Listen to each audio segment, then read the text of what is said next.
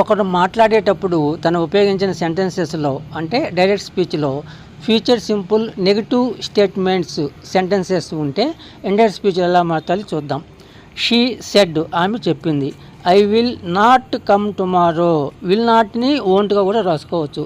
నేను రేపు రాను అని ఆమె చెప్పింది. ఆమె రేపు రానని చెప్పింది అని మనం ఇండైరెక్ట్ స్పీచ్లో చెప్పాలి. షీ సెడ్ దట్ ఇక్కడ ఉపయోగించకపోయినా ఇబ్బంది లేదు. She would not come to the next day, తర్వాత రోజు రానని ఆమె చెప్పింది. వుడ్ నాట్ని వుడ్ంట్గా కూడా రాసుకోవచ్చు. థర్డ్ వన్, షీ ఆస్క్డ్, ఆమె అడిగింది. Won't they come to the party, వాళ్ళు పార్టీకి రారా. ఈ వోంట్ అనేది విల్ నాట్ బదులుగా ఉపయోగిస్తాము. ఇది ఎస్ఆర్ నో క్వశ్చన్. వాళ్ళు పార్టీకి రారానని ఆమె అడిగింది అని చెప్పాలి. ఇక్కడ ఆమె ఉపయోగించినప్పుడు దే, మనం చెప్పినా కూడా దే, ఇద్దరికి కామన్ అవుతుంది. షీ ఆస్క్డ్, ఇది ఎస్ఆర్ నో క్వశ్చన్ కాబట్టి ఇఫ్ లేదా వెదర్ అనే పదాన్ని ఉపయోగించాలి. దే వుడ్ నాట్ లేదా wouldn't come to the party, వాళ్ళు పార్టీకి రారా అని ఆమె అడిగింది అని చెప్తాము.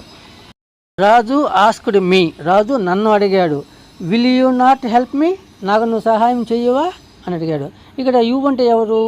మీ, నేను. ఎందుకు? రాజు అడిగింది నన్ను కాబట్టి. ఇక్కడ హెల్ప్ మీ అన్నాడు, నాకు సహాయం చేయవా అన్నాడు. ఇక్కడ మీ అంటే ఎవరు? అడిగింది రాజు కాబట్టి రాజు అవుతాడు. ఇది అర్థం చేసుకోవాలి. తనకు సహాయం చేయవానని రాజు నన్ను అడిగాడు అని చెప్పాలి. Raju asked if I would not help him, తనకు సహాయం చేయవానని రాజు నన్ను అడిగాడు అని చెప్తాము.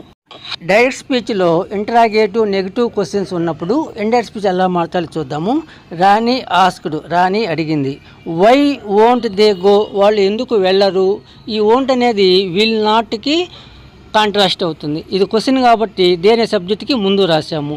మన ఇండైరెక్ట్ స్పీచ్లో ఏం చేయాలి? ఆ వోంట్ లేదా విల్ నాట్ని సబ్జెక్ట్ తర్వాత వుడ్ నాట్గా మార్చి రాస్తాము. వై అదే ప్లేస్లో ఉంటుంది.